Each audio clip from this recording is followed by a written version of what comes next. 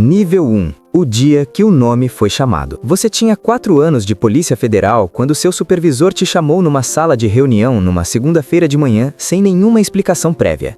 Não era reunião de equipe, era só você e ele. Ele colocou uma pasta na mesa, você não abriu. Esperou ele falar. Ele disse que seu nome tinha sido indicado para o processo seletivo do Núcleo de Operações Tática, especificamente para a formação de atirador de precisão. Que o processo era voluntário, mas que indicações não eram comuns, que seu perfil técnico, seu histórico de tiro e sua capacidade de operar sob pressão tinham chegado até quem decide esse tipo de coisa. Você ficou olhando para a pasta por alguns segundos sem falar nada, não de hesitação, de peso, porque você sabia o que era um sniper da PF de verdade, não pelo que a mídia mostrava, não pelo que circulava em conversa de corredor. Sabia porque tinha visto a equipe de precisão posicionada num telhado durante uma operação de alto risco 2 anos antes, enquanto você trabalhava no perímetro externo. Tinha visto a quietude daquele homem, a forma como ele ficava imóvel por horas numa posição que qualquer pessoa normal abandonaria em minutos, a economia total de presença, como se o tempo funcionasse diferente para ele do que funcionava para todo mundo lá embaixo. Você saiu daquela sala sem dar resposta, foi pro banheiro, ficou na pia por uns 2 minutos olhando pro nada. Não estava com medo, estava organizando algo que ainda não tinha forma definida dentro de você. Voltou para a mesa, trabalhou o resto do dia sem comentar com ninguém. À noite ligou para sua irmã, não para pedir opinião, para ouvir uma voz que não tinha nada a ver com aquela decisão, enquanto você ainda organizava o que estava sentindo por dentro. Ela perguntou o que tinha acontecido. Você disse que tinha uma oportunidade, mas que precisava pensar. Ela ficou quieta um segundo e disse que estava vendo na sua voz que você já tinha decidido. Você tinha. Plot twist? Você entrou na PF querendo trabalhar com investigação. 4 anos depois, descobriu que o que você construiu na rua, silenciosamente, te colocou no radar de uma especialização que você nunca tinha imaginado para você mesmo. A carreira te escolheu antes de você escolher ela. Nível 2. A seleção que filtra antes de formar. O processo seletivo durou 16 dias. Não existe número que prepare você para isso. 16 dias de avaliação física, psicológica, técnica e situacional, onde cada reação é observada e registrada por instrutores que não validam nem invalidam nada, só continuam aplicando pressão para ver aonde você para. Primeiro dia, avaliação de tiro estático em distâncias progressivas, resistência física, teste psicológico de 3 horas sem pausa, entrevista clínica com psicólogo especializado em operações de alto risco. 36 candidatos entraram. No 4º dia, eram 23. Você aprendeu uma coisa que nenhum treinamento comum ensina, que precisão real não tem nada a ver com habilidade técnica isolada, tem a ver com o que acontece com o seu sistema nervoso quando o alvo não é papel, quando existe variável humana do outro lado da mira. A seleção não testava se você conseguia acertar, testava o que acontecia com você quando o peso daquilo chegava de verdade e não tinha como fingir que não chegou. Seu colega de processo, um agente de Brasília com 6 anos de PF e currículo impecável no stand, foi eliminado no 8º dia. Não por técnica. O psicólogo identificou uma resposta de dissociação sob estresse simulado que contraindica o perfil. Ele saiu sem contestar. Pegou o material, deu a mão para o instrutor, foi embora, com a expressão de quem entendeu antes de precisar que explicassem. Você continuou. Não por ego, por uma clareza que tinha chegado no 3º dia, quando você percebeu que essa seleção não estava te perguntando se você queria estar ali. Estava descobrindo se você conseguia existir com o que vem junto quando você está. Mas tem uma coisa que acontece no nível 5 que nenhum atirador de precisão da PF fala abertamente e que vai mudar completamente a forma como você entende essa função. Fica até lá, porque o que vem antes disso é o que explica por que aquele momento pesa de um jeito que não tem nome técnico suficiente. Nível 3. O que forma um atirador de precisão? 14 passaram. Você era um deles. Sem cerimônia, sem discurso. Um instrutor entregou o kit de equipamento e disse que a formação começava no dia seguinte às 5 da manhã. A formação durou 8 meses. Posicionamento estático em superfícies extremas. Como manter estabilidade corporal total em telhado com inclinação acentuada, em janela com exposição mínima de corpo, em vegetação densa com visibilidade fragmentada por camadas de folhagem. Cada superfície exigia a adaptação técnica específica que o corpo precisava memorizar antes que a cabeça deixasse de pensar sobre ela. Controle respiratório aplicado ao disparo. Como sincronizar o gatilho com um intervalo exato entre expiração e inspiração, onde o corpo tem o menor movimento involuntário possível. milímetros que em distância real se tornam metros de diferença entre acerto e erro irreversível. Leitura de ambiente em tempo real, vento, umidade, temperatura, distância, refração de luz em diferentes horários do dia. Como cada variável afeta a trajetória e como você calcula tudo simultaneamente sob pressão sem que o cálculo apareça na sua postura ou na sua respiração. Você passou a entender o que silêncio operacional significava de verdade. Horas imóvel numa posição de espera, sem comunicação verbal, sem movimento desnecessário, sem qualquer sinal externo de presença. O corpo aprende a existir de forma mínima, a respiração desacelera, o coração segue junto.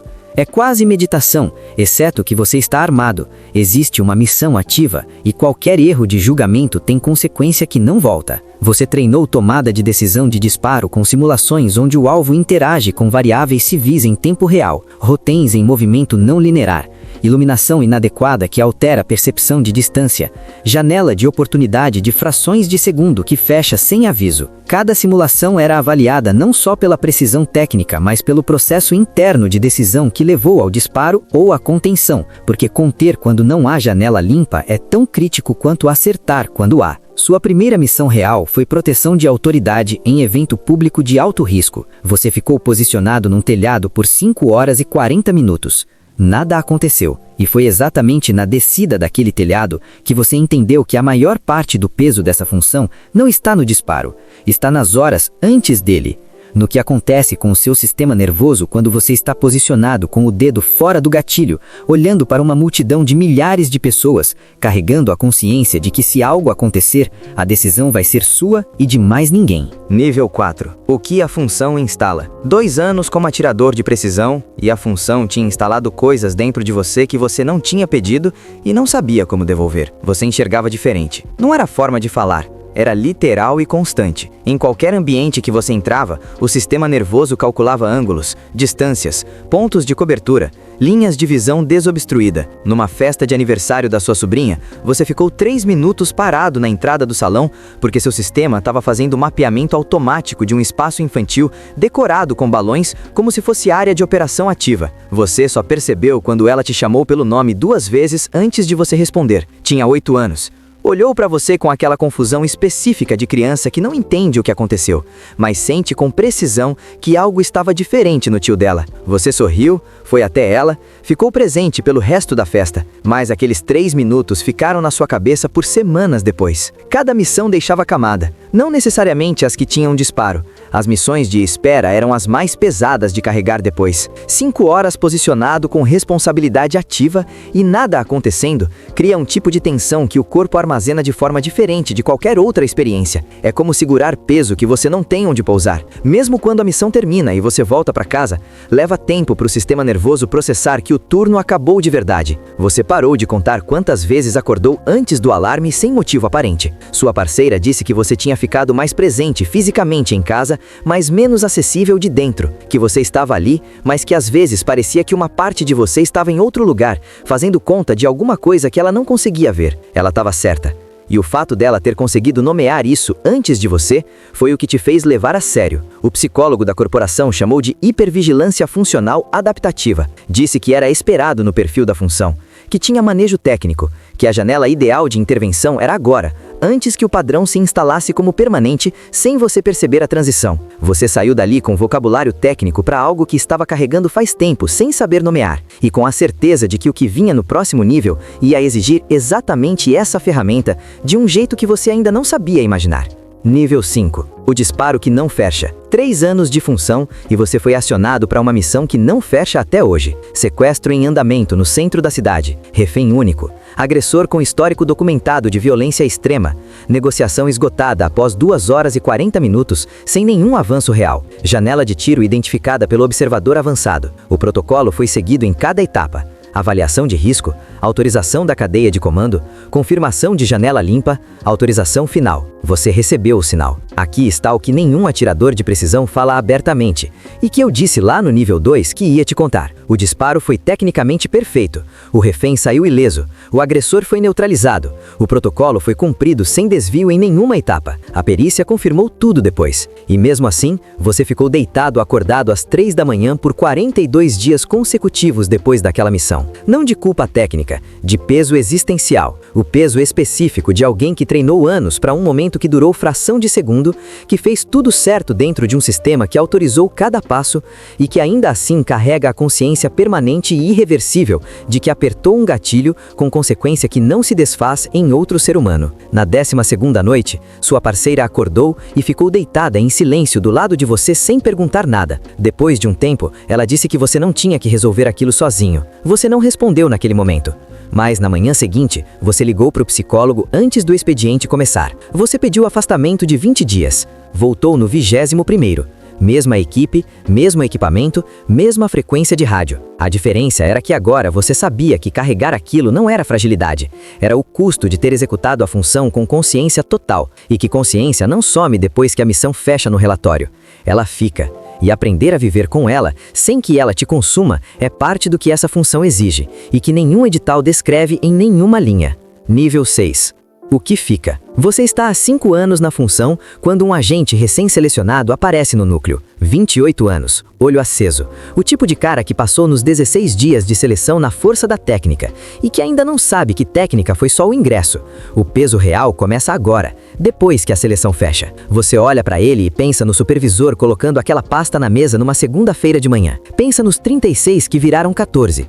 No colega de Brasília que saiu no 8º dia sem contestar. Nas 5 horas e 40 minutos no telhado sem nada acontecer. Nos 42 dias acordado às 3 da manhã. Na voz da sua parceira dizendo que você não tinha que resolver sozinho. Você não respondeu naquele momento. Mas na manhã seguinte, você ligou para o psicólogo antes do expediente começar. Você pediu afastamento de 20 dias. Voltou no 21º. Mesma equipe, mesmo equipamento, mesma frequência de rádio. A diferença era que agora você sabia que carregar aquilo não era fragilidade. Era o custo de ter executado a função com consciência total. E que consciência não some depois que a missão fecha no relatório. Ela fica. E aprender a viver com ela, sem que ela te consuma, é parte do que essa função exige, e que nenhum edital descreve em nenhuma linha. Se você chegou até aqui, deixa o like, se inscreve e comenta aqui embaixo qual foi a parte que mais te pegou. E aqui tem um vídeo parecido com esse que você acabou de assistir. Te vejo lá.